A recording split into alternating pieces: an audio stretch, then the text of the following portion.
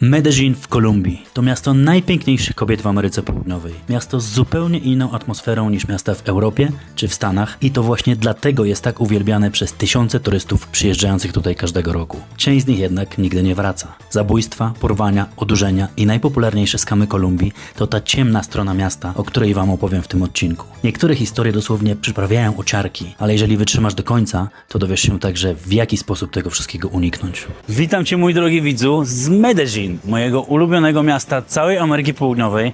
Ulubionego ze względu na klimat, bo jest to praktycznie cały rok wieczna wiosna, 25-27 stopni. Ulubiony ze względu na ludzi, to jest światowa stolica reggaetonu, ludzi tańczących, ludzi wesołych, ludzi o mega pogodnym temperamencie. To uwielbiam w Kolumbii bezdyskusyjnie. Niemniej jednak ten odcinek nie będzie ani o reggaetonie, ani o pogodzie, ani o pięknych widokach. Śmiało można powiedzieć, że dzieją się tutaj rzeczy straszne. Dzieją się tutaj rzeczy najlepsze i najgorsze. Celowo pokazuję wam to miejsce za dnia, abyście doskonale mogli poczuć różnicę. Kontrast jest niesamowity. W dzień praktycznie nic tutaj się nie dzieje. Są otwarte jedynie kafejki. Pani lekkich obyczajów chyba śpią, pomimo że jest godzina 12:30 w dzień. Naganiaczy nie ma. Knajpy pozamykane. Zobaczycie, co będzie się działo po zmroku. To właśnie w tej nieszczęsnej okolicy, tej najbardziej rozrywkowej okolicy, tej najbezpieczniejszej dzielnicy w Medellin dzieją się rzeczy najgorsze. Dzielnicy, w której ja de facto też mieszkam, to właśnie tutaj, w El Poblado i w okolicznych hotelach wokół Parque Lleras i okolicy, która nazywa się Provenza, corocznie znajdują największą ilość martwych turystów, którzy zostali odurzeni zbyt dużą ilością narkotyków w celu rabunkowym przez piękne kolumbijskie kobiety. Rząd kolumbijski stara się ukrywać dokładne statystyki, ale to, co mi się udało znaleźć, to jedna liczba, która jest dokładnie potwierdzona przez władze amerykańskie podobno także. Do czerwca 2024 roku, od stycznia, czyli w zeszłym roku, czyli przez 5 miesięcy roku w zasadzie, znaleziono 29 martwych turystów w tej okolicy, w Medellin, odurzonych narkotykiem zwanym scopolamina. To nie jest narkotyk, który się bierze w celu rozrywkowym, aby się dobrze bawić, jak wiele różnych narkotyków sprzedawanych tutaj w Kolumbii, ale jest to narkotyk stosowany przez grupy przestępcze w celu odurzenia, rabunku, porwania. Tych niemartwych, tych, którzy doszli do siebie po 3 dniach, było setki. Z 29 tych osób martwych ponad połowa to Amerykanie. Nie ma tutaj czemu się dziwić, ponieważ Amerykanie się lubują w Medellin. Jest to miasto zupełnie inne niż miasta europejskie i amerykańskie w szczególności. Miasto pięknie położone, miasto z pięknymi, autentycznie najpiękniejszymi kobietami w Ameryce Południowej. I ja im się nie dziwię, że tutaj przyjeżdżają. Estoy grabando, amigo. Tutaj powiedziałem przed chwilą, że nie ma naganiaczy, ale tak naprawdę to co chwilę ktoś tutaj mi przerywa. Ale skala tego jest nieporównywalnie większa wieczorem. I właśnie w tym odcinku zamierzam wam pokazać, jak działają te grupy przestępcze, jak wyglądają te piękne kobiety, które wabią turystów, którzy nawet starają się bardzo uważać. Pokażę wam historię osób, które zostały odurzone. Będzie także wywiad, który wyszedł zupełnie niechcący, ponieważ byłem na randce jakiś tydzień temu. Dobrze nam się rozmawiało. No i ja powiedziałem trochę swoją historię życiową, co w moim życiu się wydarzyło od czasów pandemii. Dziewczyna się otworzyła. A jak się otworzyła? Ola. A jak się otworzyła, to mi zmroziło krew w żyłach. W życiu czegoś takiego bym się nie spodziewał usłyszeć. Więc przez tydzień namawiałem ją, abyście także wy mogli tą historię usłyszeć. Przygotowałem dla ciebie także pełne kompendium wiedzy, jakie zgromadziłem na temat tego, jak zapobiegać temu, aby zostać potraktowany przez te kobiety lub te gangi dokładnie w ten sam sposób, który będzie omawiany w tym filmie. Lepiej być mądrym przed szkodą. No właśnie, ci panowie, którzy noszą koraliki, papierosy i gumy do rzucia, pod tymi gumami do rzucia mają wszystkie substancje, jakie sobie jesteście w stanie sobie wyobrazić. A sama ta okolica jest naprawdę zajebistym miejscem do życia, do imprezowania, ale po prostu pod tym wszystkim kryje się niezwykłe niebezpieczeństwo. Ilość zieleni w tym mieście jest wręcz przytłaczająca. Ja to bardzo lubię, bo zieleń uspokaja. To tutaj proponują randki wszystkie kobiety poznane na Tinderze. Jeżeli nie zdajecie sobie sprawy, jakie ryzyko niesie ze sobą Tinder w Kolumbii, to spójrzcie w tym momencie na ekran, żeby wam nieco zwizualizować to, jak wyglądają pokusy na Tinderze. Ja Tindera tutaj nie używam, ponieważ zdecydowanie fajniej tutaj się poznaje kobiety na żywo w ciągu dnia. Ale to są kobiety, które przez pierwsze 3 dni dały mi lajka. Mam konto Gold i mam podgląd do kobiet, które po prostu mnie polubiły. I popatrzcie sobie na średnią urody, tak z tych miniaturek, abyście mogli sobie uzmysłowić, jakie to jest ryzyko. Znaczy, ich uroda nie uzmysłowi wam ryzyka, ale ich uroda uzmysłowi wam pokusę, z jakimi tutaj się spotykacie. Powiedziałbym, że nawet 30-40% z tych kobiet to są prostytutki. To są prostytutki, które po prostu szukają turystów, aby związać się z nimi transakcją kupna i sprzedaży. Ja to rozumiem, okej. Każdy szuka tego, czego pragnie. Jeżeli one szukają tego, czego pragną i spotykają po drugiej stronie facetów, którzy także szukają tego, czego one pragną i ich oczekiwania są zbieżne, why not? Ale nie jest to coś, czego ja szukam. A więc tak naprawdę 30-40% tych pań odpada. 5-10% tych pań niestety kiedyś zdawało maturę jako Robert, a nie Anna. Po prostu tego nie ukrywają, nie? To pierwsze zdjęcie jest atrakcyjne, ale gdzieś tam w opisie jest tęczowa flaga albo jest napisane trans. Tutaj nie jest używane słowo ladyboy. I reszta tych pań, czyli powiedzmy 50%, to jest przemieszanie pań, które nie przyznają się do tego, że sprzedają swoje ciało i przyznają się najprawdopodobniej dopiero na spotkaniu, albo po spotkaniu rano, albo 2 godziny po tym spotkaniu, jak już wylądujecie razem w łóżku. Plus panie, które szukają ofiar, aby je odurzyć, obrabować, okraść i często niestety finalnie także zabić. Nieumyślnie po prostu nie umieją się obsługiwać tym swoim narzędziem pracy. I reszta dziewczyn to są normalne dziewczyny, które szukają naprawdę albo miłości, albo seksu, albo faceta z zagranicy, albo faceta stąd. Naprawdę chciałyby poznać kogoś wartościowego, ale przez całą tą resztę tych dziewczyn one też mają problem, ponieważ każdy myślący facet ma dużo większą czujność i zwiększony alert myślenia. I ja po to robię ten film. Oczywiście robię po to ten film, bo wiem, że on się będzie oglądał, bo to jest temat nośny, ale moją misją jest tak, żeby przynajmniej jednemu facetowi z Polski czy ze świata uratować życie, a nawet jak nie uratować życie, to uratować majątek. Obecnie w Kolumbii i w Medellin możecie napotkać 3 główne niebezpieczeństwa. Pierwszy z nich, najmniejszy wymiar kary, to jest to, jak wyrwą wam telefon z ręki, jadąc na motocyklu i uciekną. To jest naprawdę najmniejszy wymiar kary i chyba najczęstsze przestępstwo, jakie tutaj dzieje się w ogóle w całej Ameryce Południowej. Drugi rodzaj przestępstwa, które wam grozi, i to nie są żarty, to się zdarza coraz częściej, to są porwania. I to nie są porwania dla okupów w tradycyjnym tego słowa rozumieniu, jak to się odbywało kiedyś w Polsce w latach 90. Także porywają cię, dzwonią do twojej rodziny i wymagają okupu, bo wtedy mógłbyś już zaangażować detektywów, policję, służby. Nie podejmują takiego ryzyka. Po prostu cię porywają, przetrzymują cię 3 dni. Jeżeli masz karty kredytowe, to kasują twoje dzienne limity kart kredytowych przez te 3 dni, wyciągają z ciebie wszystko, co się da, potrafią cię wozić po jubilerach razem z tą dziewczyną, która cię w to wciągnęła, każą ci udawać szczęśliwie zakochanego i kupować jej biżuterię, złoto, sztabki złota, wszystko. To jest drugi rodzaj skamu. Najczęściej kończy się po 2-3 dniach, kiedy ich apetyty zostają zaspokojone. Najczęściej kończy się bardzo ciężkim pobiciem, wylądowaniem w szpitalu, siniakami, obdukcjami, policją i ogromną traumą na lata zapewne. A czasami, oczywiście, niestety, kończy się także tragicznie śmiercią. Trzeci rodzaj skamu, najpopularniejszy rodzaj skamu i najbardziej ryzykowny dla faceta, który jest singlem, to jest rodzaj skamu polegający na tym, że umawiacie się na Tinderze lub na Bumble z bardzo atrakcyjną kobietą lub 1 lub 2 kobiety podchodzą do was w klubie nocnym, a uwierzcie mi, Kolumbijki same nie zagadują, choćby skały srały.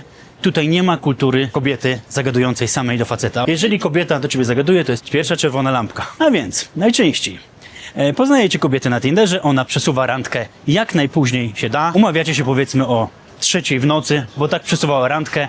Ona szuka sobie ofiary jak najpóźniej się da, żeby ta ofiara była jak najbardziej zdesperowana.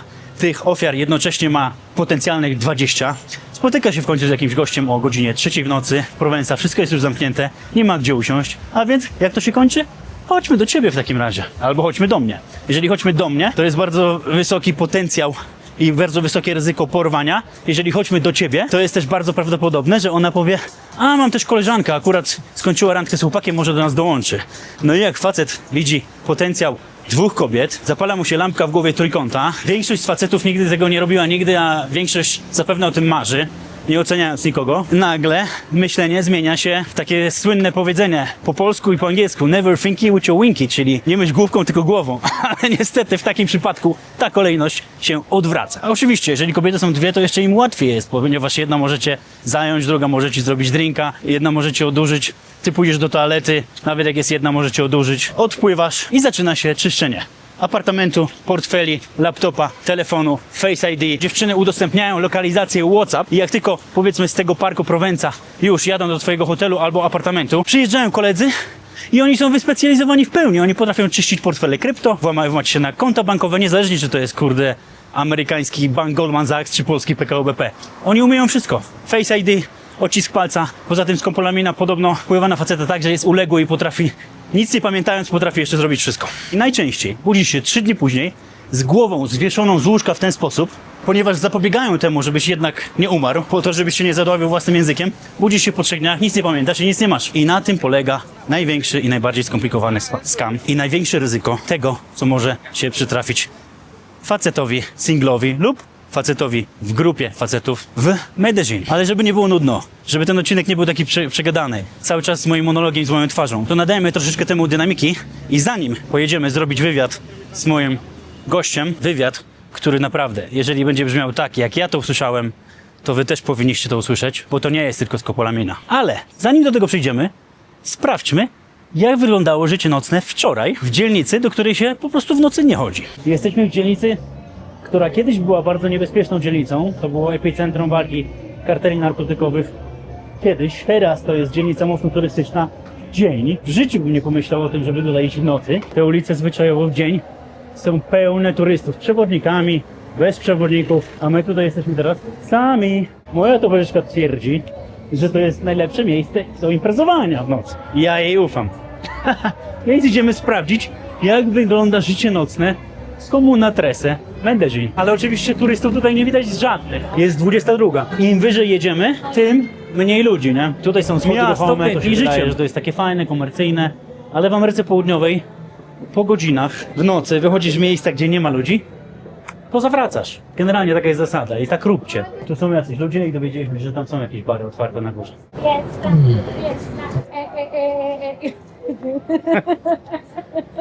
Como siempre. Chica loca. Kolejna lekcja dla was. Jeżeli jesteście w Ameryce Południowej i jesteście w nocy w miejscu, gdzie chodzą ludzie i mają telefony w rękach, to znaczy, że to jest bezpieczna strefa. Jeżeli ludzie nie chodzą, niezależnie od tego, jakby to wyglądało, czy dookoła są biurowce, banki, to tam się nie chodzi. No. Ale jednak 97% tych miast to są miejsca, w które się nie chodzi po nocy, tylko się jeździ od drzwi do drzwi. A jednak się okazało, że miałem rację. Znaczy nie, że mój szósty zmysł miał rację. Tutaj się dzieje tylko i wyłącznie do godziny 10. Później wszystko zostaje zamykane, ponieważ już staje się to strefą tak zwaną no-go zone. Pomimo, że to w dzień jest turystyczna strefa i ci, którzy kradną w nocy, w dzień sprzedają czapeczki i papierosy. Natalia mówi właśnie, ej, to chyba dlatego 5 Uberów anulowało twój przyjazd tutaj, bo nie chcieli tutaj przyjeżdżać o tej porze. No, coś w tym jest. O, tu mamy jakąś imprezkę. Malutki bar. Szukamy imprezy.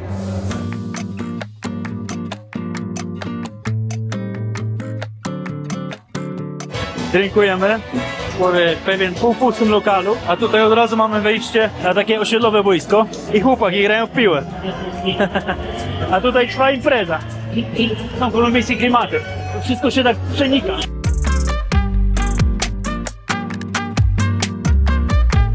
Jezu, jak tu jest ciężko kręcić, bo tu jest wszędzie zapierdzielają ci goście na motorkach.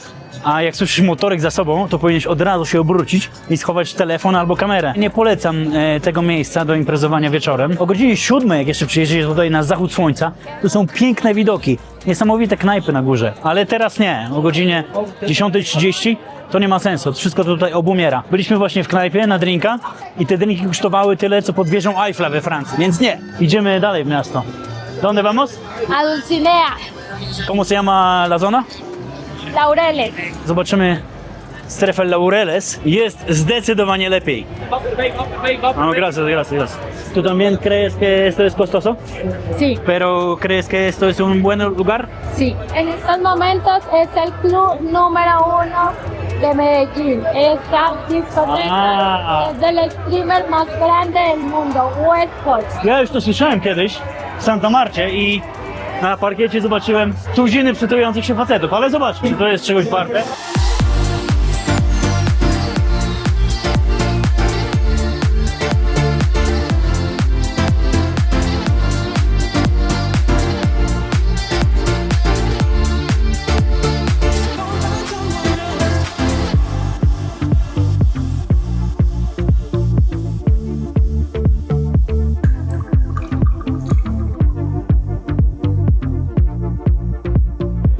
No i witam z powrotem. Tym razem z dachu, z ostatniego piętra mojego budynku. Ten widok jest zdecydowanie bezcenny. Głównie z tego względu, że po prostu ten budynek jest na wzgórzu. Niestety się trochę rozpadało. Zobaczcie, jak wygląda ta część miasta. I to nawet słychać. A jak wygląda ta część miasta? Oj, idzie tutaj coś dużego. Ale podsumujmy ten wczorajszy wieczór. Powiedzcie mi sami, co sądzicie o takich miejscach? Poszliśmy do najlepszego i najbardziej modnego klubu w Medellin. Zapłaciliśmy za wjazd 160 zł za 2 osoby. Ten wjazd jest tylko wejściem do lokalu. Za to nie dostajecie nic, nawet kurczę jakiegoś żadnego rozwodnionego drinka, ale palicho. W środku zastajemy tylko i wyłącznie stoliki i grupki znajomych siedzące przy tych stolikach. Nie ma miejsca, aby sobie stanąć nawet i napić się drinka. Aby zarezerwować stolik, musicie zamówić butelkę whisky, która kosztuje mniej więcej 500, 700, 900 zł, w zależności od tego, ilu letnią wybierzecie. Ja nie miałem ochoty kupować butelek ani dużo pić, bo co weekend nie można tak robić, więc postanowiliśmy pójść na drinka. Podeszliśmy do baru. Do baru podchodzą tylko kelnerzy, tam nie ma gdzie stać. Ale udało się zamówić 2 drinki. Za 2 drinki zapłaciliśmy 180 zł i non-stop byliśmy przepychani z tego baru w lewo i prawo, ponieważ tam mają dojście tylko kelnerzy. W Kolumbii, w tych najlepszych klubach, które są chyba przeznaczone tylko i wyłącznie dla karteli i dla elity i dla streamerów i youtuberów, ups, tam nie ma w ogóle parkietów do tańca. To jest generalnie odcinek o skamach, a niektórzy z was, jeżeli przyjechaliby powiedzmy na wakacje do takiego kraju albo spędzić tutaj kilka tygodni, kilka miesięcy, mogą też poczuć się nieco oszukani, jeżeli wchodzą do klubu, płacą za wejście dosyć duże pieniądze, jakie są już niespotykane w Polsce i nawet nie mogą sobie ani usiąść, ani stanąć przy barze, ani stanąć gdziekolwiek, żeby sobie w spokoju napić drinka. Zdecydowanie polecam imprezy uliczne, kluby uliczne, tam gdzie się tańczy, gdzie jest zabawa, gdzie są uśmiechnięci ludzie, a w tamtym miejscu było mnóstwo pięknych kobiet, ale większość z nich gapiła się w telefon, trzymając go pionowo, nagrywając shorty z tego, że są w tym najmodniejszym klubie w całym Medellin. A teraz zobaczcie, jakie mieszkanie można wynająć w Medellin za 3000 zł miesięcznie. Samo mieszkanie nie jest jakieś ogromne, ma jakieś 60 metrów, 2 pokoje, 2 łazienki, garderoba, pralnia, moje miejsce pracy, tu jest moje miejsce relaksu, a tu jest moje miejsce potrójnego relaksu, jest bar i widok na całą panoramę Medellin. Oczywiście jest to cena przy wynajmie długoterminowym na jakiś rok. Jeżeli chcecie wynająć na krótki termin z Airbnb, no to ta cena jest po jakieś 70% wyższa, no ponad 5 koła. W budynkach tego typu oczywiście standardem jest, że w każdym budynku jest basen praktycznie na dachu, na ostatnim piętrze albo gdzieś na jakimś pośrednim z widokiem na miasto. Jest też jakaś niewielka siłownia, jest jacuzzi. W moim przypadku na moim własnym tarasie. Te budynki mają naprawdę bardzo wysoki standard. Dosyć o nieruchomościach. Jedziemy spotkać się z moim gościem.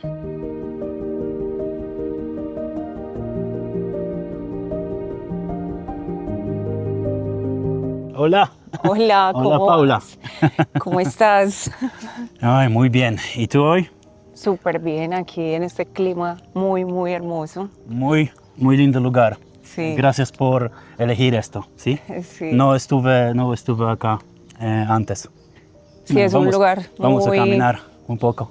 Es un lugar muy natural donde, bueno, está el museo, pero también hay mucha zona verde, entonces está súper lindo Sí. para visitar. Medellín tiene muchos lugares lindos y Medellín es mi ciudad favorita en Colombia. Y también muchas personas de Estados Unidos y Europa encantan visitar Medellín, ¿sí? Sí. Pero en este episodio yo estoy grabando un video sobre los peligros que son posibles en Colombia, especialmente para extranjeros, pero no solo para extranjeros. ¿Y tú vives acá desde hace años? Sí, yo soy de Medellín, Colombia, pero bueno, también he estado viajando, salgo, vuelvo, pero sí, yo soy de acá. La mayor parte del tiempo he vivido aquí en Medellín. De Medellín. Pero, como me dijiste, tú no quieres vivir en Medellín nada más. Sí, ahora pues estoy realmente pensando en moverme a otro lugar, quizás Europa o, bueno, por ahora está esa opción, porque bueno, a causa de que he vivido cosas muy fuertes por la delincuencia que hay en Medellín, la inseguridad, porque es la otra cara de la moneda de Medellín, que, o sea, solo se ve la parte turística, la parte buena, del clima, las mujeres son muy lindas, pero está la otra parte del riesgo, que es estar en medio de la delincuencia, que se ha vivido por muchos años en Colombia. Ok, yo escuché muchas historias sobre la escopolamina, sobre turistas se drogan sí, y roban, sí. Sí. Pero tú tienes esta experiencia también. Sí, de hecho, pues yo pensaba que normalmente solo le pasaba a los hombres y en general a los turistas, pero me ha pasado a mí que se supone que soy una mujer colombiana, que uno normalmente tiene un poco más de tacto y un poco más de precaución cuando sale, pero sí, realmente me pasé en una discoteca de Medellín, donde normalmente pues van turistas, pero también gente de acá de Colombia, y normalmente siempre iba a este lugar con amigas. Iba, me tomaba, compraba una botella, no pasaba nada porque los chicos de seguridad siempre estaban como pendientes de que uno estuviera bien. Y este día estuve allí con unos amigos y ellos invitaron a otras chicas que no sé de dónde salieron. Entonces yo solo recuerdo que voy al baño, estoy tomando antes de esto, estamos tomando varios shots, normal. Y después de que voy al baño no recuerdo nada más. Solamente la última vez es que hice un video con otro celular porque tenía el del trabajo y el personal, y ya me despierto al siguiente día a las 8 de la mañana y digo, ¿dónde está mi teléfono? O sea, ese día me quedé con el chico con el que estaba saliendo. Entonces él me dice, no, tú tenías el celular, estábamos pidiendo un Uber, no sé, pero luego... Y yo, pero no sabes si yo estaba consciente o no. El hecho es que me roban el teléfono.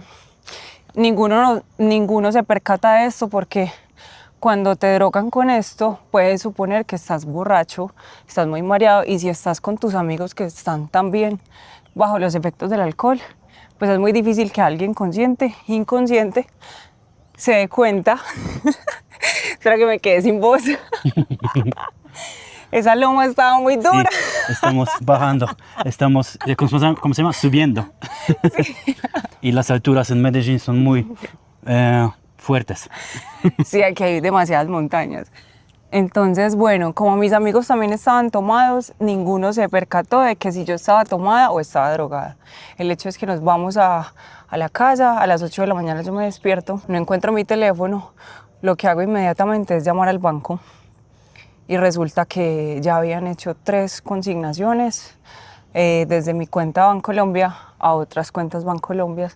Y bueno, allí robaron 15 millones. Y en otras cuentas que tenía de la billetera digital, porque tenía USDT, también debitaron todo, que allí tenía más o menos $2.500. Entonces, o sea, ahora son expertos en cómo te quitan el Face ID, cómo cambian la contraseña del correo muy rápido, para que tú una vez te despiertes ya no puedes acceder al correo, ya no tienes como un respaldo de tu iCloud. Mejor dicho, te bloquean todo. Mientras tú estás dormido, ellos están trabajando. Entonces, wow.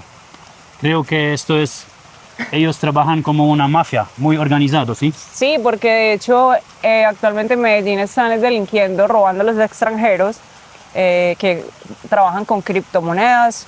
Y no sé, los drogan.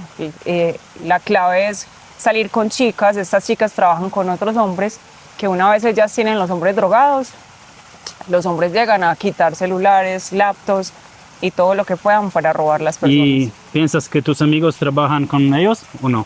No, mis amigos venían de Estados Unidos. Entonces, de hecho, pues cuando yo les digo, perdí el teléfono, ustedes vieron que pasó algo, no. Ya revisamos las chicas que están con nosotras y ya no tienen nada. De hecho, pues se sintieron tan mal por esto porque era su último día de visita a Medellín, que ellos se percataron pues de comprarme un teléfono de nuevo. Entonces no creo que ellos lo hayan hecho. Ok, ¿qué puedes hacer para, ¿cómo se llama? Para eliminar este riesgo? ¿Qué puedes hacer si eres un turista? ¿Hay reglas o no? Sí, hay maneras de ser precavido, como de saber con quién sales. Si es posible salir con alguien que no está tomando, que te cuida, que eso es un extremo, alguien que te pueda cuidar, que esté pendiente de ti si tú vas a tomarte algunos tragos. Si vas a salir con alguna chica, quizás investigar un poco de ella, si tiene redes sociales reales, dónde vive. No sé si es alguien profesional, porque de hecho acá, como todas las mujeres son lindas, es muy difícil filtrar quién es una buena mujer y quién es una mala mujer. Pero yo siempre dice que si ella tiene redes sociales y tiene muchos años de historia con su familia, con sus amigos, el riesgo es Sí, menos. puede ser más bajo. Sí, puede ser más bajo. Y también, bueno, siempre estar pendiente como de las bebidas, si vas a tomar un trago, si llevarte la copa incluso al baño. O sea, ser muy precavido con quién está tocando el licor. Ok. Entonces, la primera regla sería no tomas. Sí, ¿Cuándo? también. Ok. Aunque... Pero acá es muy difícil. No, y de hecho también, incluso si tú no tomas licor, te lo pueden dar como un polvo mágico. O sea, alguien que se te puede acercar diciendo que te va a ofrecer un libro y te hace así y ya simplemente te estás ¿Un drogado. polvo? Sí, porque eso es un polvo muy fácil. O de hecho alguien te puede tocar la cara. Utilizan muchas maneras para hacer esto. Podría contarte una historia que también le sucedió a mi mamá hace muchos años, incluso hace como 20 años, también con la misma sustancia que es escopolamina. Ok, esto es shocking para mí, porque yo pensaba que esto puede tener solo un nombre de Estados Unidos, de europeo, solo turistas. No. Pero cuando hablamos nosotros, tengo un shock. No, y de hecho he escuchado las modalidades ahora para robar, utilizan mucho esto. Hay casos donde las chicas han pedido Uber o incluso hombres han pedido un servicio de Uber y ellos se empiezan a sentir como mareados en el carro e inmediatamente se sienten mal, optan por bajarse y cuando van al hospital a hacerse registros de que si están intoxicados se han dado cuenta que les han dado esta sustancia para robarlos. Así que Medellín sí es muy lindo, las mujeres son súper lindas, pero aquí hay que tener mucho cuidado con quién se sale, a qué horas, dónde. Ahora, ¿dónde? ¿Con quién? Eso. Sí. Como en Medellín tienes que ser un detectivo. Sí, siempre. Tienes que tener cuidado, ¿sí? Sí, aunque acá la gente parece muy amable, yo doy pues fe de que acá somos muy amables, somos muy serviciales, también hay otras personas que realmente están trabajando, mirando cómo afectan al otro por el tema económico, entonces por el tema económico incluso te pueden hasta matar. Entonces aquí hay que disfrutar, pero siempre con precaución. Jestem ciekaw, co sobie myślicie w tym momencie. Zapewne spodziewaliście się, że ofiara zatrucia skopolaminą i zostania obrabowaną będzie najprawdopodobniej jakimś mężczyzną z USA. Jak się okazało, jest to kobieta z Kolumbii, mieszkająca tutaj od urodzenia. Jak widać, nie oszczędzają nikogo. Tacy są bezczelni i na tyle nie mają żadnych skrupułów. Ale zanim przejdziemy do drugiej części wywiadu, która jest dużo bardziej szokująca i to ta część zmroziła mi krew w żyłach, jak to usłyszałem pierwszy raz, pokażę wam miejsce, które jest jednym z najładniejszych punktów widokowych w Medellín, w dzielnicy Sabaneta. Nazywa się to La Octavio Maravilla. Kinowy popcorn, sklepik z kawą, tu jakieś zaplecze i już widzicie, co tam czeka za plecami. Ale wejdźmy do środka. Hola, bienvenido. Hola. ¿De dónde nos visitas? ¿Sí? ¿De dónde nos visitas? ¿Dónde? ¿De dónde eres? ¿De dónde? De Polonia. ¿De Polonia? Ay, Sí. súper. ¿Vienes solo? Sí. Abajo consigue novia. Estoy buscando. Y abajo sale con novia. ¿Acá con novia? Y fue así. Sí, pero estoy buscando el amor de mi vida. ¿Puede encontrar ya? Sí, allá. Gracias. Kurde, jakie przywitanie. Co tu się dzieje? Hola. Buenas, Buenas. bienvenido. Hola. Hola, amigo, Hola. ¿cómo estás? Hola. Nie no, te ich stylówki są naprawdę zajebiste. Wow. Jest restauracja, jest punkt widokowy, ale zobaczcie, zona selfie kosztuje $2 albo 7000 peso, czyli jakieś 6 zł 70 groszy. A widoki są następujące. Na całe miasto od strony południowej. Wszystko tu jest w tym miejscu takie mega stylowe. Nawet toaleta. To jest moją celową intencją wam troszeczkę zresetować głowy przed drugą częścią tego wywiadu, bo to jest historia, której po pierwsze podrobić się nie da i opowiedzieć jako osoba trzecia też się raczej nie da. Więc wracamy do Paoli. Sí, tú tienes una historia muy difícil, sí, muy fuerte. Sí. ¿Qué pasó durante la pandemia? También, o sea, vengo de un suceso de cosas muy fuertes, por ejemplo, esto fue lo que más me marcó la vida, porque hace 5 años perdí a mi expareja, a mi ex esposo. Llevamos ya 5 años de casados y bueno, nosotros estábamos trabajando con una empresa de exportación de metales que nosotros la fundamos en el 2019 y ya para el 2020 llevábamos un año trabajando fuerte en esto. Nos fuimos a vivir a Río Negro, que es muy cerca del aeropuerto, en las afueras de Medellín. Y resulta que aquí los delincuentes siempre están mirando qué tienes, qué no tienes, dónde vives, cómo te vistes, si estás aparentando que de pronto tienes un buen estatus, están buscando la manera de robarte o afectarte de alguna manera. Entonces nosotros estamos allí en casa a las 6 de la mañana y ingresan unos tipos a mi casa, vivíamos en una casa finca y son 2 tipos armados, pero con ellos hay otras 4 personas en un carro esperando.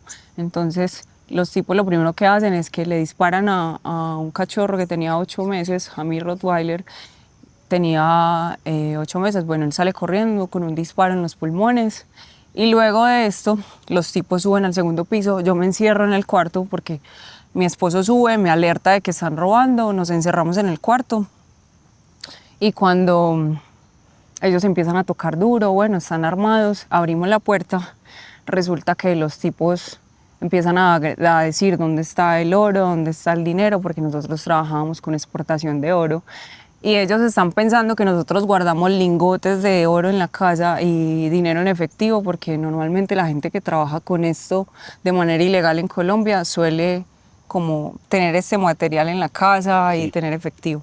Pero nosotros teníamos una empresa legalmente constituida, entonces esto solo lo manejaba una transportadora. Y a estos chicos, bueno, yo les empiezo a decir como que no, aquí no hay nada, por favor cálmense. Los tipos están muy nerviosos, yo veo que ellos no tienen la cara cubierta, también veo que son las 6 de la mañana, que además no tiene la pistola con la que nos están amenazando, tiene silenciador. Entonces lo primero que yo pienso es, aquí nos van a matar. O sea, tengo que salvarme o me muero yo o se mueren ellos. Pero bueno, quizás yo pensé de esta manera porque soy de una cultura latina donde uno está todo el tiempo con el riesgo de que las cosas malas pasan. En cambio, mi ex esposo, como era italiano, ellos tienen una cultura más tranquila, no creen que estas cosas van a suceder, menos en casa. Él se arrodilla, les dice a ellos como que no, tranquilo, no pasa nada, se ponen las manos en la cabeza y los tipos sin mediar palabra, pues le disparan. Y ya el tipo se devuelve frente a mí a dispararme. Yo me tiro a quitarle la pistola y empieza a disparar al aire. Y el otro chico que está allí sale corriendo, se pone las manos en la cabeza y sale corriendo y bueno, yo logro cogerle la pistola a él, él empieza a dispararme en las piernas, en el brazo, que me deja varias cicatrices. Entonces, afortunadamente ninguna bala pudo pues entrar, pero sí pasaron rozándome y quemándome el cuerpo. Y como pude le quité la pistola, la pongo debajo de la cama, empiezo a golpearlo muy muy fuerte, como por 2-3 minutos aproximadamente.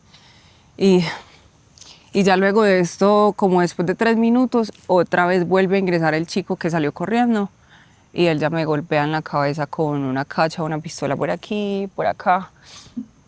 En ese momento yo digo, me van a matar. Como pude, cogí el tipo que yo estaba golpeando, me cubrí acá muy fuerte para poder salir corriendo y buscar una puerta del segundo piso.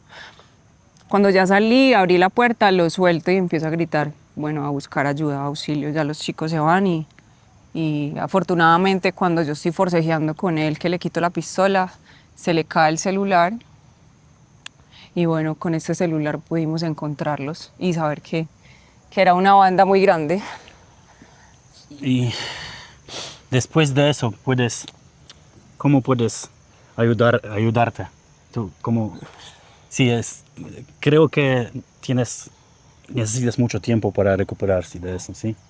Sí, creo que ¿Cómo fue es un trauma que me acompaña, pues yo creo que por toda la vida, porque ya esto pasó hace 5 años y medio y todavía estoy luchando, o sea, yo tengo mis bajas, mis subidas, de que trato de ser muy positiva mentalmente, estar haciendo mucho deporte, estar netamente con mi familia, ya no dejo entrar muchos amigos lastimosamente a mi círculo social, pero sí es muy difícil, es más de la fuerza mental que uno pueda tener para superar estas cosas. Yo personalmente creo que eres muy buena persona y Gracias. ¿cómo se llama? Yo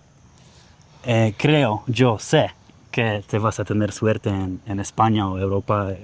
¿Qué lugar te elegís? Sí, sí, esperemos que así sea, pues igual siempre que obras bien, en algún momento va a venir la buena suerte, entonces... Entonces, para final, Medellín puede ser muy peligroso, ¿sí? Sí. Puedes ser pueden robarte en cada calle, en lugares lujosos también, ¿sí? Puede pasarte desde lo más mínimo que te roben un celular o desde lo extremo que te secuestren, como en mi caso que entraron hasta mi casa a intentar asesinarme y asesinaron a mi esposo. Entonces, en realidad, si ustedes quieren venir a vivir la experiencia, es bueno, pero hay que ser muy precavidos, saber con quién se socializan, quién dejan entrar a la casa. Y sí, siempre estar como con un ojo aquí y el otro atrás. Okej. I takich historii podrobić się nie da. Gracias. Gracias. Zastanawiam się, jakie macie myśli po tym, co usłyszeliście od Pauli. Pierwsze moje myśli było, ale jakim cudem jej się udało przeżyć? Jakiś bardzo dziwny zbieg okoliczności, bardzo dużo szczęścia sprawiło to, że ona w ogóle przeżyła tą historię. Goście, którzy są odpowiedzialni za zabójstwo jej męża i za ten napad i za postrzelenie jej, siedzą w więzieniu. Zamknęli 4 facetów i 1 kobietę, która z niej współpracowała, a tylko i wyłącznie dzięki szczęściu, dzięki temu, że na koniec spanikowali i jeden zgubił telefon, bo w domu nie było kamer. No ta historia po prostu jest, no na pewno w jej życiu zostawiła piętno na zawsze. Ja jej życzę wszystkiego dobrego, niech sobie ułoży życie w Hiszpanii tak jak sobie marzy, a teraz zobaczmy, jak wygląda w nocy to miejsce, które jest źródłem i często miejscem właśnie schadzek tych gangów skopolaminowych. Pragnę zaznaczyć, że w tym momencie jest czwartek, godzina 18:30. Gang, który nazywał się Los Barbies, czyli Lalki Barbie, został niedawno złapany i aresztowany i osadzony na 5 lat za właśnie otrucia skopolaminowe i rabunki w zorganizowanej grupie przestępczej, a przyczynił się do tego w bardzo dużym stopniu gość o imieniu Fritz, czy nazwisku Fritz, były żołnierz ze Stanów Zjednoczonych, który padł ofiarą jednej z takich skopolaminowych księżniczek. Ta historia jest opowiedziana dokładnie na YouTubie, a skończyło się tak, że facet się zawziął, wytropił i złapał tą dziewczynę, która go otruła i złapała i zrobił to dokładnie w tym miejscu.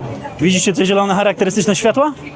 To teraz zobaczcie fragmenty filmu. She stole everything from me. And she scoped me. I woke up 2 days later. I woke up 2 days later. I already talked to a detective. Sytuacja jest o tyle zadziwiająca, że używał detektywów, zawziął się, szukali na apkach, szukali na Bumble, szukali na Tinderze, zastawiali pułapki, trwało to miesiącami. W końcu, zupełnie niechcący, spotkał ją w tym miejscu, złapał ją, uwięził ją, zaczął wzywać policję i wiecie co się okazało? W tym czasie jak on ją trzymał, ona wyrzuciła skopolaminę z torebki za tą barierką, tego strumyka i z tego względu, że nie mogli przy niej znaleźć żadnych substancji nielegalnych, on miał za mało dowodów, pomimo tego, że pokazywał nagrania z kamery, wypuścili ją, policja ją wypuściła. I wyobraźcie sobie, że dziewczyna myślała, że po takiej sytuacji nic ją już nie spotka, jest bezkarna i dalej zaczęła robić to, co robiła. Ale w końcu władze Medellin, władze Kolumbii zaczęły konsultować się z ambasadami Stanów Zjednoczonych i Kanady, z właścicielami apek Tindera i Bumble i zaczęli coś z tym robić. W końcu, po wielomiesięcznym śledztwie, złapali tą dziewczynę i złapali cały gang. To było na początku 2025 roku. Proceder nadal trwa, nasila się wręcz. Wydaje mi się, że większość tych ludzi i tych grup przestępczych, tych gangów, tak to nazwijmy, oni są po prostu zdesperowani. Myślą, że nic ich złego nie może spotkać. Hola! Większość tutaj ludzi tak naprawdę to są sympatyczni ludzie. Trzeba mieć oczy dookoła głowy. Po tych historiach, które usłyszeliście dzisiaj, naprawdę Kolumbia ma drugie dno. Jest krajem wysokiego ryzyka w podróżowaniu.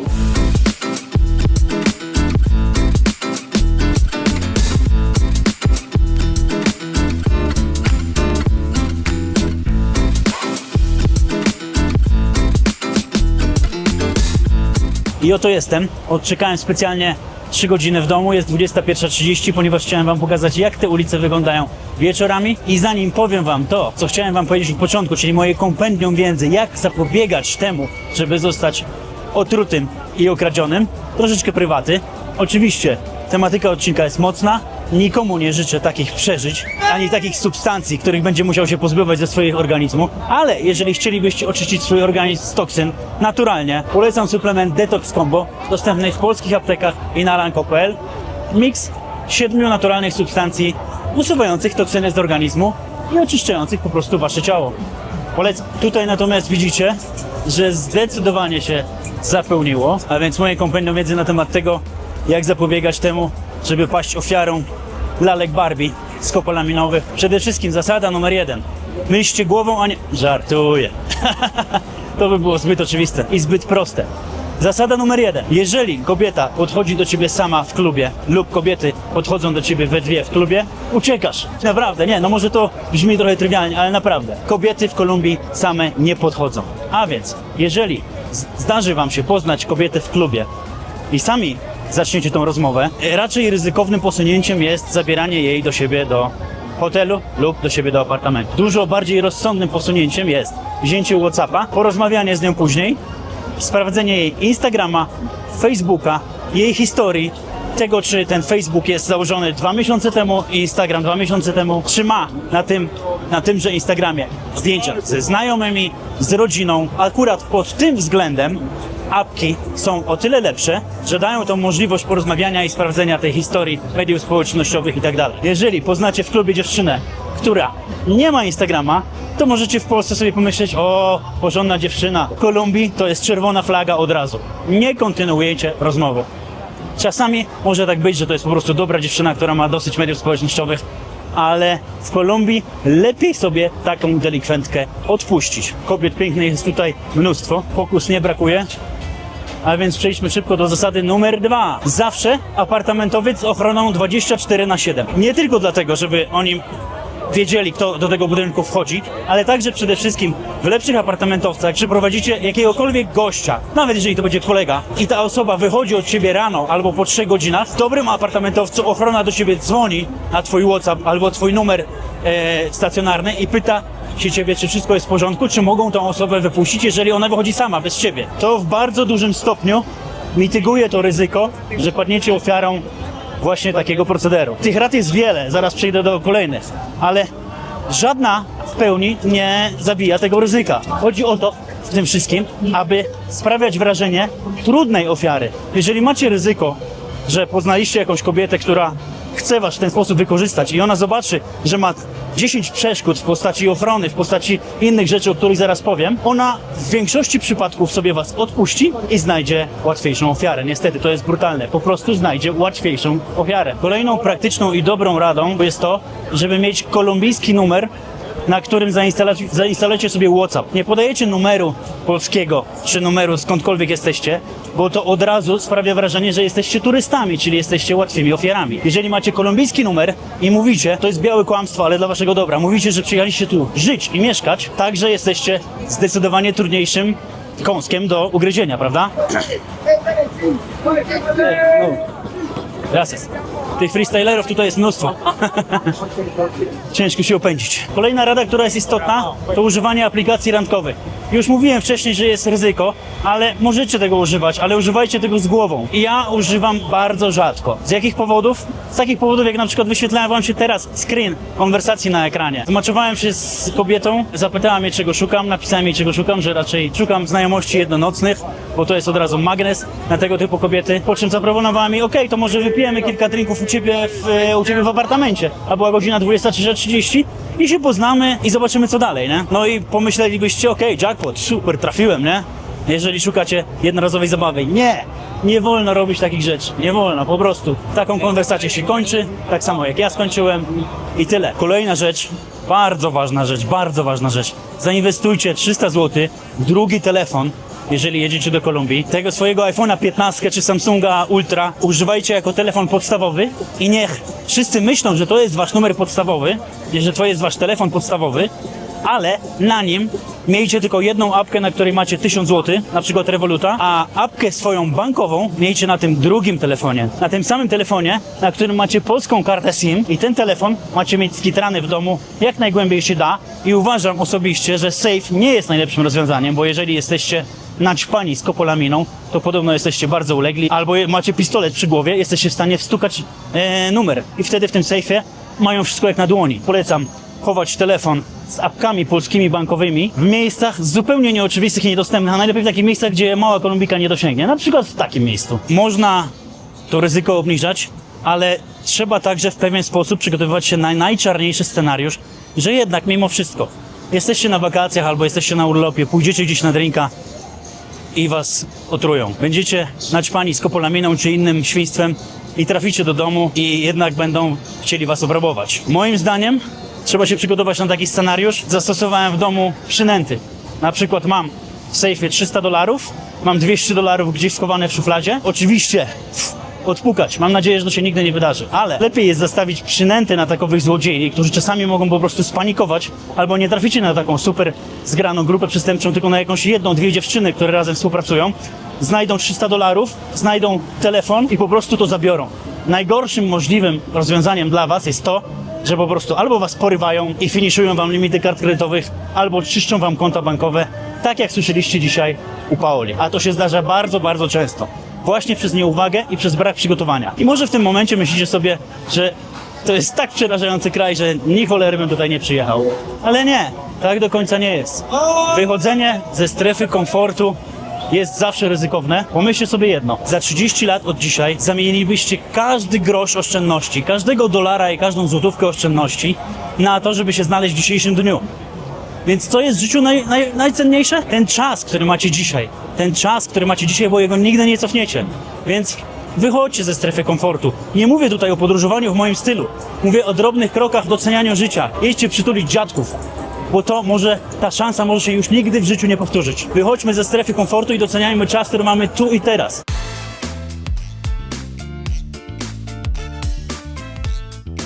Niestety, w niektórych przypadkach, cokolwiek byście nie robili, i tak jesteście narażeni na ryzyko, ponieważ po tych głośnych przypadkach i uświadamianiu społeczeństwa, że takie zjawiska się dzieją, metodologia złodziei niestety troszeczkę się zmieniła i podobno działają już teraz bardziej długoterminowo. Potrafi dziewczyna cię wystawić do porwania lub do rabunku na 3. lub 4. spotkaniu. Jak już jesteś zakochany po uszy. Niestety to się zdarzało. No nic, tylko szukać miłości w Kolumbii, nie?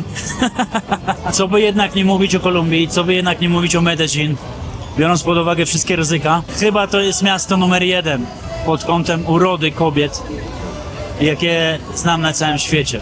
Naprawdę. Ale to wszystko zależy od typu. A tutaj Medellin tak naprawdę chyba każdy znajdzie swój typ, bo kobiety są tak zróżnicowane i zdarzają się tak piękne, jak te najpiękniejsze latynoski, które tańczą na teledyskach, które oglądacie na YouTubie. A jeżeli chcecie wiedzieć, co Kolumbijki myślą o Polakach, i to te najpiękniejsze Kolumbijki, musicie oglądać kolejne odcinki. I przy okazji serdecznie pozdrawiam Polaka z Chicago, którego przed chwilą spotkałem na ulicy, który mnie rozpoznał. Nie bójcie się podchodzić, jeżeli mnie widzicie, nie gryzę.